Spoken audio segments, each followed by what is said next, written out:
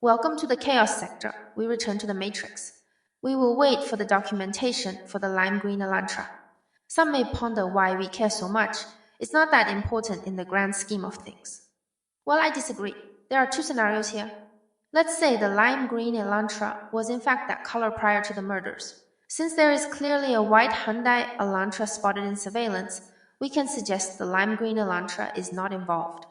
And that's the key, because the exhibit's side view of the vehicle is obviously white, not lime green. So, with that being pointed out, it questions if a lime green Elantra was even spotted in surveillance. Then you have the other scenario where the Elantra was painted lime green after the murders. That is alarming because if it was painted lime green after the murders, then this aligns with the possibility that it was the same white, silver, or light gray Elantra spotted zipping around in surveillance. And since it was zipping back and forth on Walenta Drive and Ridge Road where Bonnie resided, they are suspected of being involved. We don't believe there is a lime green Elantra spotted in surveillance. We could be wrong. But with this take, this leaves a white or light colored Elantra driving around. The lime green Elantra became relevant during the demolition. It is not a new discovery. This would be dated back around December 2023, going into January of 2024. A full year had passed without anyone looking into that vehicle. Some claim Mark B did, and Lana also. Yet Lana has a recent video addressing the vehicle at this moment of the inquiry. The alleged previous research on the vehicle was removed.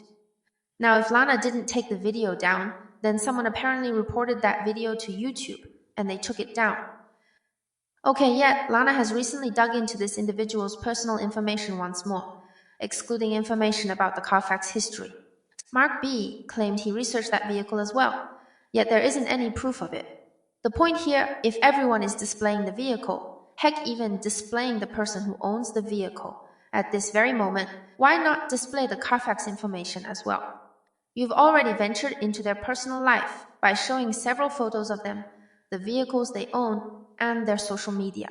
But the one thing that we're trying to figure out, somehow, this information hasn't been displayed. Or by what some claim, the information has been removed. It's a bit suspicious to the chaos, you see. Nevertheless, we want to address something else. Let's look at something because we might have supporting evidence about Hunter. Okay, this is Ethan standing in front of the doorway at the Sigma Chi fraternity. We all know this, he was a member of Sigma Chi. Here's Hunter, the best friend of Ethan. Wasn't in the same fraternity, but we're gonna assume he was at the party with his best friend. Ironic enough, Ethan's brother, also named Hunter, was there as well. Stay with me here, I'll walk you through this slowly. As we know, Sigma Chi is located on Nez Perce Drive, right? Now, what is the chaos getting at? Patience, my friends, patience.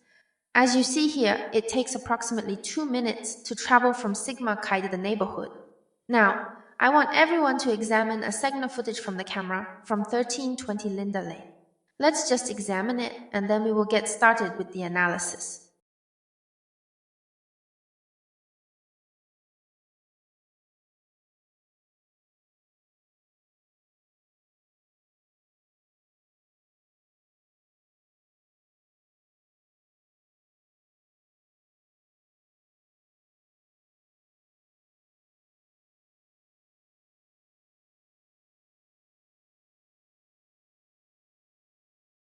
As we see, there is a dark colored vehicle that is spotted driving down Taylor Avenue. But did everyone track where it came from? That's right, it came from Blake Avenue, right? Okay, keep in mind, the time is 4:28 a.m. when it's spotted. Now let's examine more of this surveillance to see if this vehicle is spotted again within this time frame. Spoiler alert, it was spotted again. Let's examine. Couldn't help myself, you know.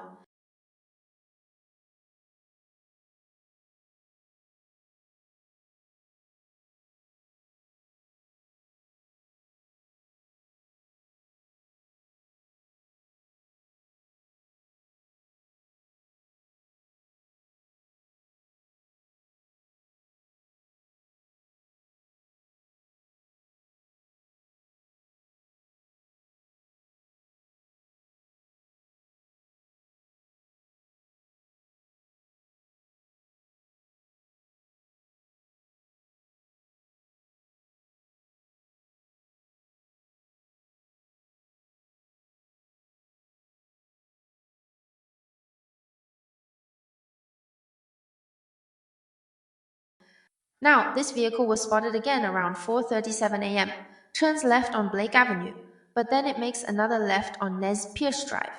Is everyone starting to get the picture now? Let's look at the map once again. Now everyone should start to see the point. Mind you, this would be estimated to be after the murders in our analysis. Our estimation is based on the original time of death Moscow PD reported, which was from 3 a.m. to 4 a.m.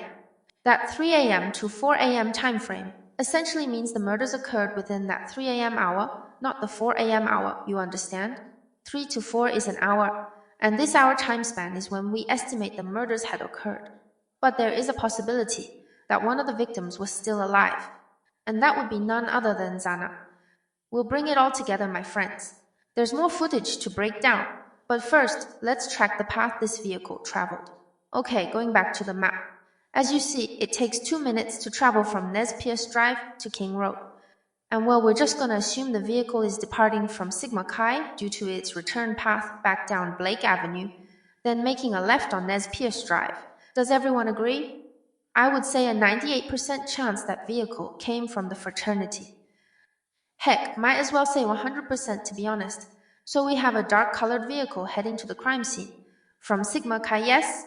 Appears so because within 10 minutes it comes back down Taylor Avenue, turns left on Blake Avenue, then another left on Nez Perce Drive, where Sigma Chi was located, which is a fraternity of one of the victims who was deceased at this point. Which means that a frat brother is more than likely the driver of this vehicle. I wonder who may have been driving that dark vehicle around 4:28 a.m. Well, that surely adds up to me. What do you guys think? Let's examine more of the footage, which was timed from 4 a.m. to 5 a.m.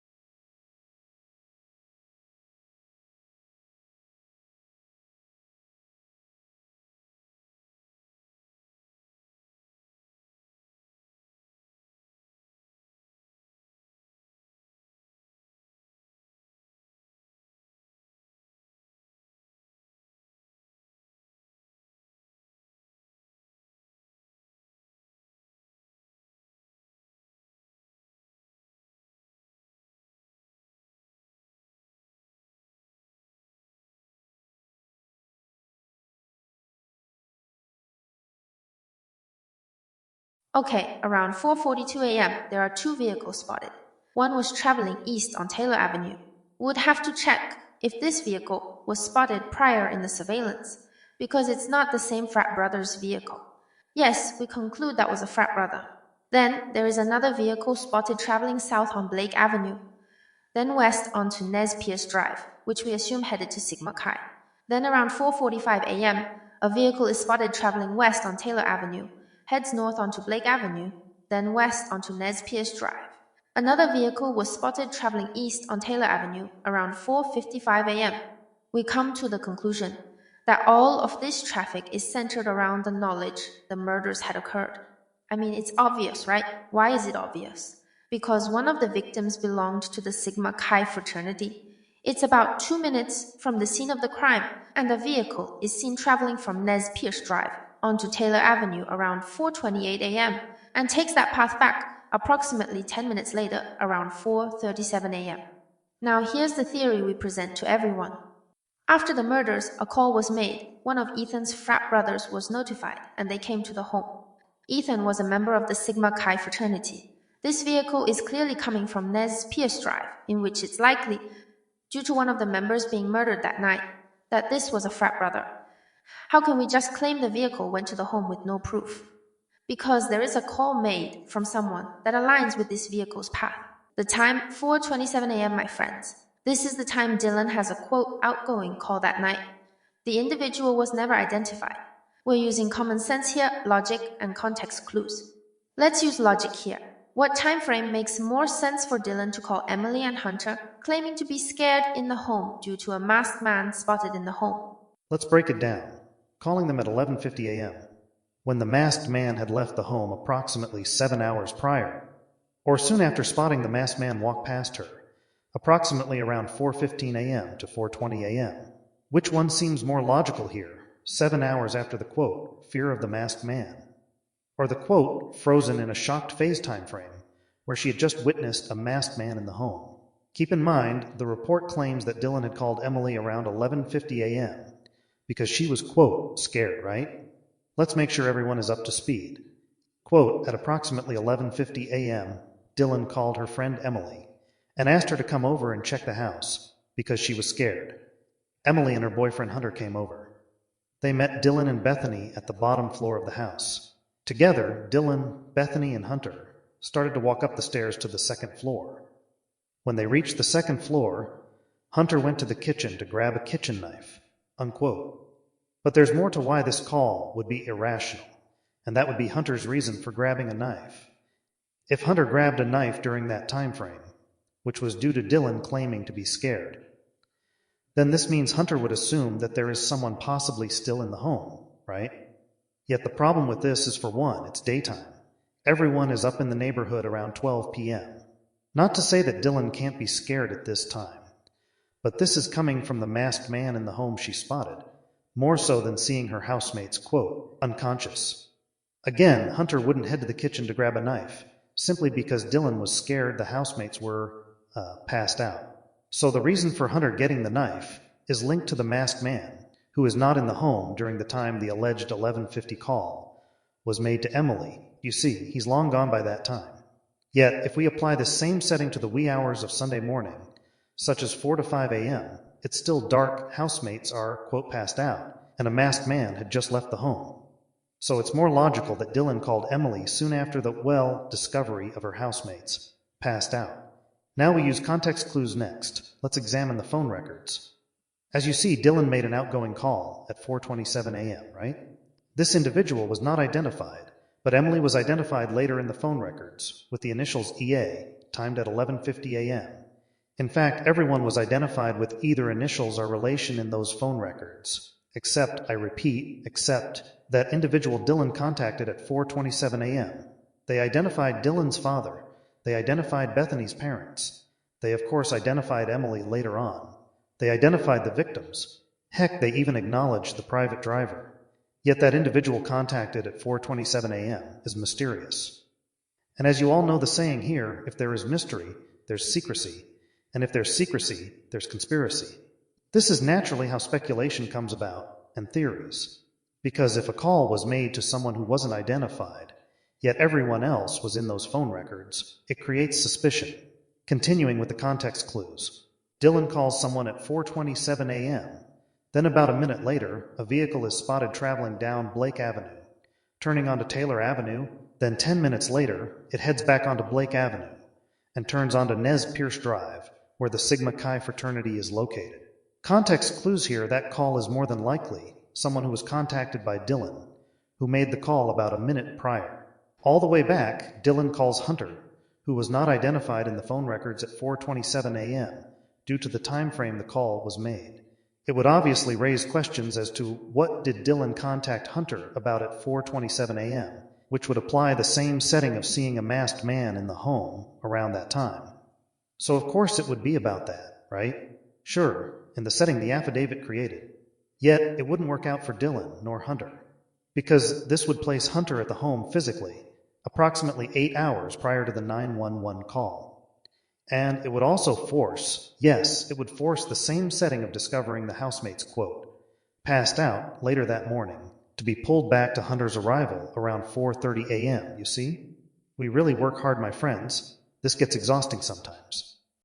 It's fine, worth the efforts. Now some may say, well, Hunter wasn't a part of Ethan's fraternity, so it couldn't be him driving in the vehicle coming from Sigma Chi. Not so fast. First off, we wouldn't know who is in that vehicle. Maybe someone from Sigma Chi would have driven Hunter to the home. That's number one. Second, we assume Hunter and Emily were at that party. Perhaps someone can confirm that they were or weren't. But as of right now, we assume this. Third, they were alleged best friends, and Hunter was always at the home. And finally, Dylan was friends with individuals who were best friends with two of the victims who were on the same floor she was on. Dylan would call them. Now this is based on the real setting, not the fabricated setting you see. So that call was to two individuals who were close to Ethan and Zana, and that would be Hunter and Emily. But the call at 4:27 a.m. wouldn't identify Hunter or Emily, because like mentioned, it would force the setting from the 12 p.m. call to be pulled back about 7 to 8 hours earlier. And it would also change the dynamic in the home and the very vehicles being spotted during that time frame. Now everyone should understand the entire view of our theory presented. Dylan was not scared. That's number one. Well, she wasn't scared based on the reason provided in the exhibit. Dylan was scared based on the massacre unfolding and also her role in that plan. Different fear. Now it's important to distinguish the difference of fear because the reason is linked to Hunter's decision to go grab a knife from the kitchen, which Hunter would have spotted Ethan and Zana's bodies prior to reaching the kitchen. And you see, this is another reason it doesn't add up. Naturally, Hunter would go check on them first before going to the kitchen. Out of all people, Dylan called Emily. Why do you think Dylan called Emily? Was it because she was friends with Emily? Or do you think it was because Emily was best friends with Zana? Yeah, you see, Dylan called Emily because Zana was, quote, passed out on the floor. Remember, Dylan stated she spotted Zana lying on the floor as she ran to Bethany's room. As we broke down, there is no way that Dylan just ran past Zana lying on the floor without going to check on her. Especially since none of the victims were responding to any of her calls. I just thought she was passed out from drinking, that's all. Now this doesn't align with the so-called panic attack she had prior, where she attempted to call everyone, you see? Oh, okay. Once she physically see one of the housemates you couldn't get in touch with earlier. Oh, she's just drunk. That explains why she never answered. Yeah, no concerns now, right? But what about Ethan? His body was in front of Zana. Did you think he was passed out as well? Or Kaylee? And Madison? Notice there was no mention of Murphy after the barking? Anywho, if it's reported that Ethan and Zana arrived back at 12 a.m. eating pizza, this means they arrived before Dylan. Yet we have to keep pointing out that in the exhibit, it indicates that Ethan and Zana hadn't arrived back home while everyone else was back around 2 a.m. Now, the reason we're pointing all of this out is to make sure that everyone understands that our theory is being generated from the fuckery. Everything is logical compared to what everyone has been told. This is just garbage. So once Dylan went to go check on Zana in the so-called unconscious narrative, she called Emily due to this. It's a lot of bullshit to weed out, but we'll gladly do it. Mind you, it didn't state that Hunter went to go check on them first. It states he walked upstairs to the second floor. Stop right here. There is no explanation of what Hunter was physically doing here. Once he reached the second floor, he would have seen the bodies. After all, didn't Dylan see Xana's body on the floor as she ran by? So if she saw Xana's body prior to calling Hunter and Emily, surely Hunter would have seen Xana's body as well upon reaching, okay? This is exhausting. Because everything we're presenting are all rhetorical questions, yet that's the only way to really put it into perspective, you know? So again, Hunter somehow spots his best friend Ethan's body, he spots Xana's body, and decides to head to the kitchen and grab a knife. This setting is being presented as if Hunter is preparing to fight the masked intruder. But this can't be the reason, because Hunter would have checked on his best friend along with Xana, and since their quote passed out, that is the moment of deciding to call. Guess who? 911. Again, they cut a key piece of Hunter's actions out, then skipped ahead. Quote, when he came back out, Dylan saw Xana again for a split second. When he came back out would be Hunter. Yet they never explained where the hell he's coming back out from. Coming back out from where exactly? The kitchen? Xana's bedroom? Well, apparently it's Xana's bedroom, because later it states that he told everyone to, quote, get out. But can we actually confirm that he told them to get out after coming back out of Xana's room, you see? Maybe he came back out of the kitchen with the knife, and then he told everyone to get out. Why didn't they clarify in detail that Hunter went to Xana's bedroom, which would be the reason he told everyone to get out? Because there is something that happened at that point, which clearly is suspicious. And there is a possibility that the reason he told everyone to get out is because he came back from the kitchen with the knife. Yeah, we know it's controversial, but the setting in the home doesn't make sense here. Well, obviously, if Dylan told Emily about a masked man in the home last night, and it was 11:50 a.m., where would the danger exist in the home at that point to warrant Hunter to prepare to fight someone? This scenario aligns with the previous call, which would be around 4:27 a.m. Some would say, well, it's logical within that 12 p.m. scenario. Okay, we'll give you that, a glimpse of the benefit of the doubt. But you're forgetting a key element here, and that's Dylan is involved, you see.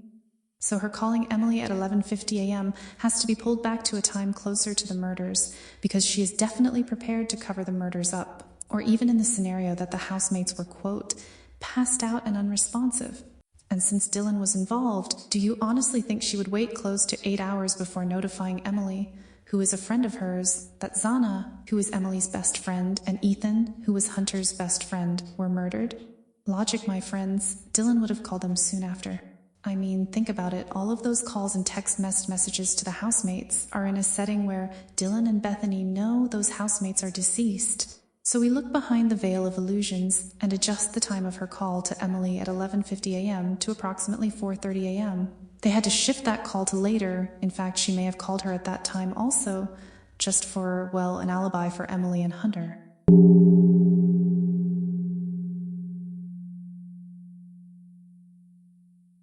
Yep, misdirection is a cunning strategy, but if you're a pretty good driver, you'll stay on the path.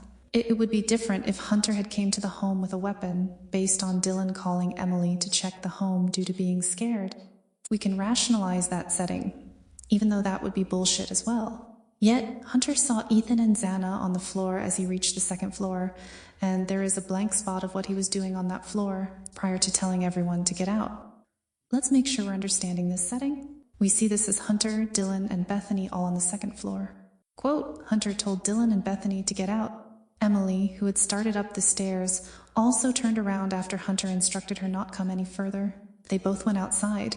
Now we assume are both Hunter and Emily. Shortly afterwards, Hunter exited the house and told them to call 911. He was pale and mentioned something about someone being unconscious. Unquote. Okay, I don't like the phrasing of he mentioned something about someone being unconscious, because it's not clarifying who specifically Hunter saw that was unconscious. How hard was it to just state, Hunter mentioned he saw Xana unconscious and told the housemates to call 911. How hard is that to elaborate? Unless the person who was so-called unconscious actually was still alive. We read between these lines, my friends. There's a lot you'll discover in those crevices. Before anyone says, but that call was made at 12 p.m., Xana wouldn't have been alive for that long. Perhaps not, yet you have to remember this physical setting is at night by our analysis. So Xana could have still been alive. And this is why she wasn't identified as the housemate unconscious in the exhibit's timeline. You see, you have to detach the exhibit from the 911 call. These are depicted as the same scenarios, but it's impossible. And do you know what this physical setting generates? Well, if they're all on the second floor, observing Ethan and Xana's bodies, what would be the reason Hunter then goes to get a knife? Mind you, they're all there. So they're all observing the bodies, yet Hunter tells them to, quote, get out, as if they're not viewing the bodies with him in real time. How much sense does that make? None. Quote, together, Dylan, Bethany, and Hunter started to walk up the stairs to the second floor. When they reached the second floor, Hunter went to the kitchen to grab a kitchen knife. When he came back out, unquote, So using context clues here, Hunter went to go get the knife first, right? It says he went to get the knife, and then when he came back out. But it should have said, went to get the knife, and when he came back out from the kitchen. Yeah, it doesn't say he came back from the kitchen in this scenario. It redirected everyone's attention to Dylan spotting Xana for a second time for a, quote, split second. A split second. How can she see Xana for a split second when she's literally on the second floor with Bethany and Hunter? It states that Bethany also saw Xana lying on the floor. Guess it was for a split second as well. She's fucking standing right in the living area. There's no split second. And it goes on to describe what Dylan thought about that split second. Quote, and I just started bawling because I thought she just I don't even know. I thought maybe she was still just drunk and all asleep on the floor, unquote. Now we actually didn't know what the term bawling meant. Forgive us. Apparently it's common with describing emotions with emojis, so yeah, we definitely wouldn't know what it meant. Yet bawling means to cry very loudly or to shout in a very loud voice. But if you just thought she was just passed out, why the emotional outburst, you see? Doesn't this happen all the time? It's common, everyone was always drinking and passing out. Seems that reaction would be after someone decided to put her out of her misery and you didn't anticipate it. And that's why you were told to get out.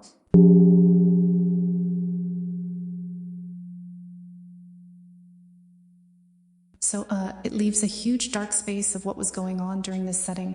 Because essentially, we eliminate the claim Hunter told them to get out, because they had already observed what he was so distraught about that warranted him to tell them to get out, you see? They would be just as distraught because they're observing the same fucking thing. Mind you, this is the damn reason Hunter and Emily are even at the home, remember? Dylan called Emily because she so-called observed Xana unconscious on the floor along with the whole masked man claim. So Dylan and Bethany already knew they were so-called unconscious, and then Emily and Hunter find out with Dylan's call. So Hunter's statement telling him to get out based on him discovering unconscious housemates is bogus. Why are you telling them to get out when they already know Xana is unconscious, which is the reason you don't want them to approach? Oh well, there must be another reason he told them to get out, right? Peeling back the layers within the fuckery. The other scenario is this setting is covering up the murders that they discovered, you see? So Dylan and Bethany didn't know what was going on. Hunter goes to Xana's room, discovered them deceased, and tells everyone to get out and away from the room due to the shock of seeing deceased bodies. That's the only other reason he would tell them to get out. Yet wouldn't make sense ultimately neither, because now we have to change the reason Hunter and Emily were called to the home. Meaning Dylan and Bethany would already know it's madness. And then we have the call. Let's go over this again. The exhibit has Hunter observing Ethan and Xana upstairs, unconscious. And then I repeat, and then he tells the housemates to call 911. But then this same setting of Hunter telling them to get out is told to them once more. This means they went upstairs the first time to check everything out, then was told to get out. I'll go outside and call 911 about unconscious housemates. Then the call is made. Dylan is told to go check if Xana was breathing. You have Dylan and Bethany, who were the same two previously who had gone upstairs with Hunter. And Hunter is heard in the background telling them to get out. Okay, this is a bit wacky. We know it's bullshit, but the reason I say it's wacky is the exhibit is clearly proving that this scenario unfolded twice within that time frame. And that does not make sense whatsoever. Some would see this as they rehearsed everything, and it played out in the call. But the exhibit is literally exposing that then, right? I think they were so concerned about hiding something regarding Hunter upstairs, they tried to distract the reader with, quote, frantic, suggestive programming. You see, Hunter getting a knife was not technically confirmed to be for safety. It's alluded to it, but it doesn't confirm it. Dylan's account of this setting doesn't claim that was the reason. And then you have to factor in that the next door neighbors were there also.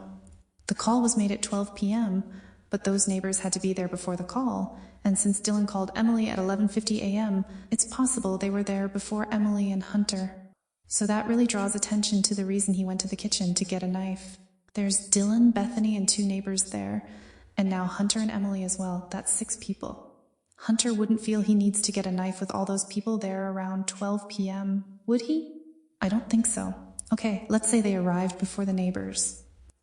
Well, we just go back to the physical setting on the second floor. Hunter would have seen Ethan and Xana before reaching the kitchen. This was never explained, and you see that's the problem. Here's how it should have been explained. Hunter goes upstairs, sees Xana's body on the floor, and he goes to check on her. Hunter assumes that Xana is unconscious, then tells Dylan and Bethany to get out, or away from her bedroom. They all exit the home, and Hunter tells them to call 911. And at this point, the call would be at the tail end of the call's scenario, basically having dispatch send paramedics out to check on Xana. Dispatch is notified authorities have arrived, there's a defibrillator, blah blah. Now we all heard the heavy breathing upon the housemates discovered, quote, unconscious. Yet again, the exhibit's prior scenario would conflict with this. It would have already happened. That heavy breathing would have happened when Hunter was upstairs prior and told everyone to get out. There would be no mention of a knife, because Hunter would have focused his attention on Xana on the floor. And there definitely wouldn't be a setting being carried out twice in this scenario. Does everyone understand? Now we come to the conclusion that the whispering female states, quote, she won't cave, unquote. Some agree, some disagree, but think about everything we've just broken down. If the exhibit is proving that one scenario in the home was somehow carried out twice, then clearly there is more going on in that home with all of those individuals inside. In other words, there is plotting, there is running around, trying to figure out the best way to deal with the bloody massacre. And that's obvious, something everyone pointed out. The authorities described the scene as, quote, a bloody scene, unquote. So imagine this same bloody scene with that 911 phone call, with individuals pretending someone would just passed out from drinking the night prior. Okay, that would be the victim's peers in real time lying to dispatch, which is law enforcement, lying to them about the setting in the home. If they were innocent, they wouldn't do this. It would be tragic, and they would be devastated, but they would tell dispatch the truth. Even if some couldn't bring themselves to describe it, someone would have told the truth. But if Dylan was involved, and everyone knew why the victims were murdered, well, they're going to cover it up. Yet you see, that's why we feel Hunter and Emily were there earlier.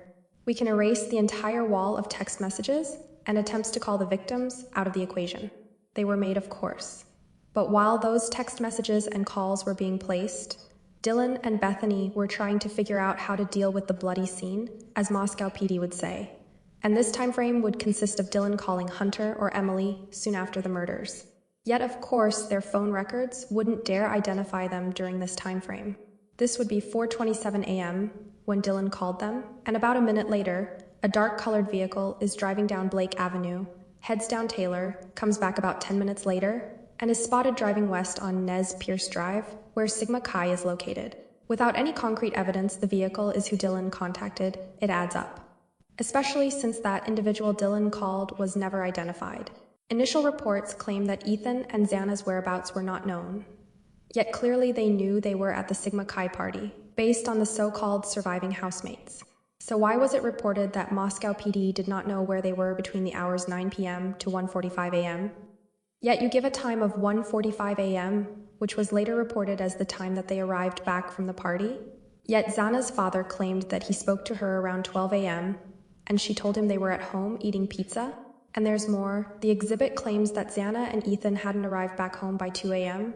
What the hell is all of this? I've never seen something so confusing. And the reason this information was so confusing is because perhaps initially authorities were lied to about Ethan and Xana, and then the truth was told. Those lies, of course, are linked to knowledge of what happened, why it happened, and who was responsible for it. Again, the individuals spotted running away from the neighborhood have only two areas they were coming from. Either from Queen Road apartments, or from the area in the entrance of the neighborhood, which is where the victim's home was.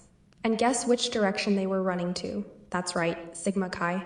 We can suggest that they knew there were attacks at the home. Oh wait, maybe there is truth to Dylan's claim about a party. A party that was staged to attack the housemates, catching them off guard.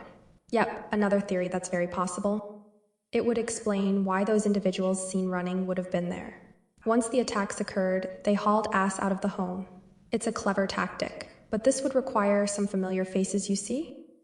Individuals that those housemates were comfortable around. It's possible, but we're not rumbling downhill with it. But the point? Those individuals had to have notified Ethan's fraternity if they didn't know already at that time. And it aligns with the call from Dylan around 4:27 a.m. and a dark-colored vehicle coming from Perce Drive onto Taylor. And since it comes back in about 10 minutes, well, it seems the vehicle headed to the victim's home. Would like to see the neighbor's security camera footage around 4:28 a.m. I bet there's a dark-colored vehicle entering the neighborhood. Maybe Hunter and Emily were dropped off after Dylan called them. Has he been cleared? I mean, really cleared? Again, the reason for Hunter going to the kitchen to grab a knife at 11:50 a.m. doesn't add up. Mainly because he would have checked on Xana and Ethan before even reaching the kitchen. So it would appear to play out the other way around, you see? He went to check on Xana and Ethan first, then he went to the kitchen to grab a knife. And well, we've already given everyone our take on it. Some claim that young people don't use terms such as cave. How many young people have you examined in a scenario where one of their peers were still alive after an attack to make that claim? What term would that female have used then to describe Xana still alive after an attack? Nevertheless, as we pointed out, this is being whispered over the phone, and dispatch can hear her. So if it's she warned Kaylee, she warned you Kaylee, poor Kaylee, she won't cave, it doesn't matter in the general scope. Because it's that female's retrospective response to deceased housemates in front of her. Now here's potential evidence that supports our claim that a call was made soon after the murders. A sheriff apparently zipped down Taylor Avenue around 6:30 a.m. Wonder why a sheriff was in the neighborhood on a Sunday morning? I don't think they were driving around for coffee and donuts in Moscow. For the sheriff to be there, it's likely that there was a call from a citizen, who called him directly. And that would indicate that citizen was notified about the murders hours prior to the 12 p.m. call. Well, makes the so-called 12 p.m. call obsolete. Might as well keep that out of the courtroom. This is the chaos sector.